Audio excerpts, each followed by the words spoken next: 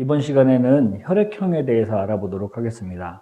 혈액형, 혈액의 타입이란 뜻이고요. 그래서 영어로는 블러드 타입이라고 불러요. 먼저 혈액의 조성에 대해서 생각을 좀 해볼게요. 여기 나온 아이들은 적혈구, 백혈구, 혈소판 같은 혈구를 얘기하고 있고요. 혈구 말고 또 뭐가 있나? 혈장이라고 하는 것도 있죠. 자, 혈구 종류에 적혈구, 백혈구, 혈소판이 있고요. 혈장은 대부분 무엇으로 되어 있냐면 물로 되어져 있습니다. 그래서 적혈구 원반 모양이고 핵이 없고요. 그리고 적혈구가 1세제곱밀리미터당 500만 개, 450만 개 있으니까 그래서 피가 빨갛나 봐요. 제일 많아서. 그리고 운반작용, CO2, 산소 운반하고 혈액형을 결정해 준다. 이게 중요한 표현인 거죠. 백혈구 아메바형이다. 아메바형이 뭐냐면 정해진 형태가 없다. 그래서 무정형, 부정형이라고 불러요. 그러니까 정해진 형태가 없다.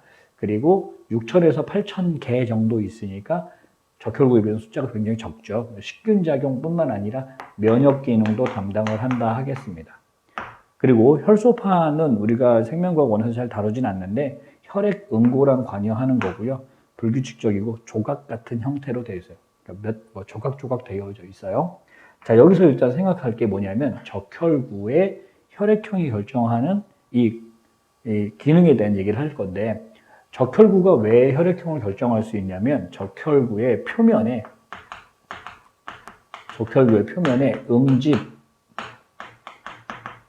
응집원이라는 게 있어서 요 적혈구 표면에 있는 응집원이 혈액형을 결정하게 되거든요. 그래서 요 적혈구를 좀 생각해야 된다는 얘기고요.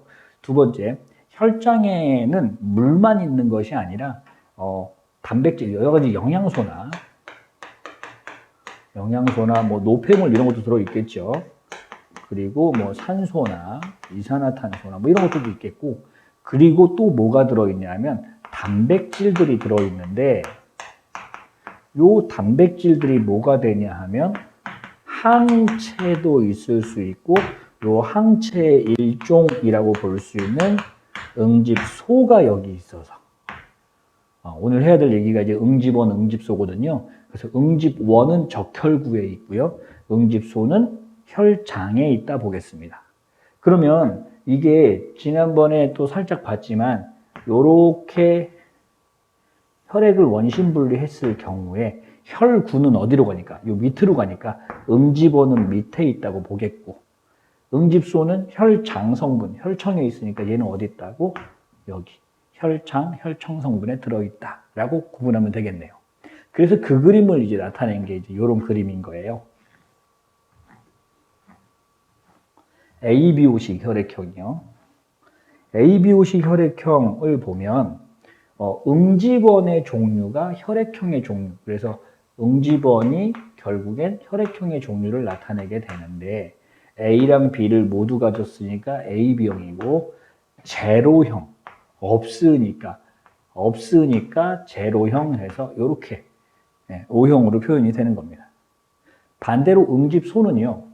A하고 알파가 만나거나 응집원 B와 베타가 만나게 되면 응집 반응이 일어나서 응집 뭉쳐진다고요. 그래서 사람이 죽을 수 있어요. 위험해진다고요. 그래서 응집원 A를 가지고 있는 A형은 알파를 안 갖고 있고 베타를 갖고 있고요. B형은 알파를, AB형은 둘 중에 하나라도 있으면 죽으니까 안 갖고 있고 O형은 둘 다 갖고 있다고요. 그 이제 그림으로 표현을 해놨어요. A형은 응집원 A와 응집소 베타, 그 다음에 B형은 응집원 B가 어디에? 적혈구 표면에 붙어 있고 마치 병원체에 항원이 붙어 있는 것처럼 이렇게 응집원이 적혈구에 붙어 있고 응집소가 혈장 단백질의 형태로 들어있고 그리고 A, B형 둘 다 붙었는데 응집소는 없고 O형은 응집원이 없는 대신 응집소가 두 개 다 들어있다. 자, 그래서 수혈 관계에 대한 이야기를 적혈구하고 그 다음에 혈장에 있는 응집원, 응집소로 얘기하게 되는 거예요. 수혈 관계 조금 이따 얘기하고 RH식 혈액형에 대한 얘기 좀 해볼게요. RH가 뭐냐 하면 RH는 레서스 멍키 레서스 원숭이라는 이 뜻이에요. RH가 레서스 원숭이의 이 앞글자를 딴 거거든요. 인도에 사는 붉은 털 원숭이인데, 인도산 붉은 털 원숭이, 여기 좀 파란 털이네요. 어쨌든, 인도산 붉은 털 원숭이인데, 이 원숭이의 피를 가지고, 이 원숭이의 피 중에 있는 적혈구에 보니까 RH, 원숭이, 응집원이 있더라고요. 그렇겠죠. 적혈구 표면에 응집원이 있으니까. 그래서 이 원숭이의 피를 토끼한테 주사했더니, 그럼 토끼는 원숭이의 피가 항원일 거 아닙니까? 원숭이의 피가 토끼 입장에서는 항원이죠. 항원. 항원이 갑자기 토끼한테 들어왔어요. 그럼 토끼가 무슨 반응을 하겠어요? 항원, 항체 반응을 수행을 하겠죠. 그럼 항원 항체 반응을 해서 여기 보니까 항체가 생겼네요. 항체가. 자, 요 항체는 무엇에 대한 항체예요? 원숭이 피에 대한 항체가 되겠죠. 그래서 원숭이 피에 대한 항체를 항RH 혈청. 이해되나요? 항, 반대합니다. RH, 원숭이를 반대하는 혈청. 혈청이니까 뭐가 들어서? 항체. 즉, 원숭이 피에 대한 항체가 들어있다고요. 그걸 사람 피랑 섞었어요. 그럼 만약에 응집이 되면 원숭이 피에 대한 항체가 응집이 됐다는 건 원숭이 피가 들어왔다는 얘기죠. 다시 얘기하면 사람 혈액을 섞었는데 왜 원숭이 피 들어온 것처럼 똑같이 됐을까? 아, 이 사람 피에 원숭이와 동일한 응집원을 갖고 있는 적혈구가 있구나. 그냥 원숭이 피구나. 뭐 이런 얘기죠. 그러니까 이게 원숭이 피. 응집이 되면 그럼 다시 원숭이 피에 대한 항체가 있는데 거기에 어떤 사람 혈액을 섞었더니 응집이 안 된대요. 그럼 누구 피 같은 거야? 토끼 피 같은 거죠. 토끼 피 같은 사람을 RH-라고 한다고요. 이해할 수 있을까요? 그래서 우리가 이 RH 혈액형에 대한 건 별로 어렵지가 않아요.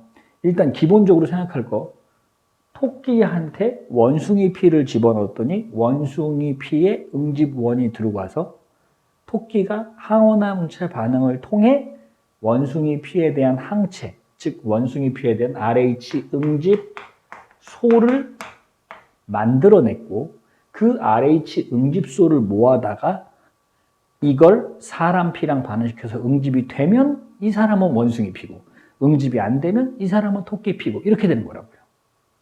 이해할 수 있을까요? 자, 그래서 이걸 가지고 수혈 관계를 생각해 볼 수 있는데 수혈 관계라고 하는 건 이제 피를 주고받는 관계를 얘기하는데 하나 여러분들이 생각해 둘 게 뭐냐면 병원에서는요 같은 혈액형끼리만 주고받아요. 일단 기본적으로 같은 혈액끼리만 주고받아요. 무슨 O형 피를 다 줄 수 있다 그래서 아무나한테 O형 집어넣으면 그럼 이제 그 의료사고예요. 그래서 병원 문 닫아야 돼요. 그게 아니라 피는 기본적으로는 다 같은 혈액형끼리만 수혈하는 게 원칙으로 되어져 있습니다. 그럼 이거 왜 배워요? 다른 혈액형끼리 수혈하는 거? 아, 정말로 위급할 때 막 전쟁 나고 막 이랬을 때. 네, 그때 조금이라도 생명을 연장시켜주기 위해서 사용할 수 있는 방법이라는 거지 아무 때나 막 쓰고 그러면 안 돼요. 야, 내가 1등급인데도 대박. 이렇게 하면 안 된다고요. 알겠죠?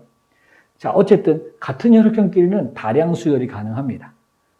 근데 피치 못할 상황에서 다른 혈액형끼리 수혈을 해야 될 때는 이렇게 되는 거예요. 응집소를 갖고 있지 않은, 방어하지 않는 AB형 같은 경우는 다 받을 수 있어요. 되겠죠? 응집소가 없으니까 다 받을 수 있어요.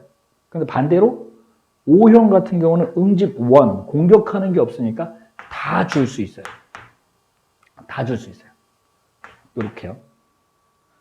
근데 A형과 B형은 A형 P를 얘한테 주면 얘가 알파 갖고 있으니까 응집될 거고 B형 P를 A형한테 줘도 B형, B를 갖고 있고 얘가 베타 가졌으니까 응집되니까 서로 못 줘요. A, B형 사이는. 되겠나요? 자, AB형은 다 받을 수 있고 O형은 다 줄 수 있고 AB형은 서로 주고받을 수 있다. 서로 주고받을 수 없다. 큰일 날 뻔했다. 그래서 서로 다른 혈액형끼리 줄 때는 소량만 수혈할 수 있고 같은 혈액형끼리는 다량 수혈이 가능하다. 물론 조건에 따라 조금씩 다르긴 한데 근데 일단 기본적인 내용은 이렇다고요. 자, 그런데 여기서 하나 생각해 봅시다.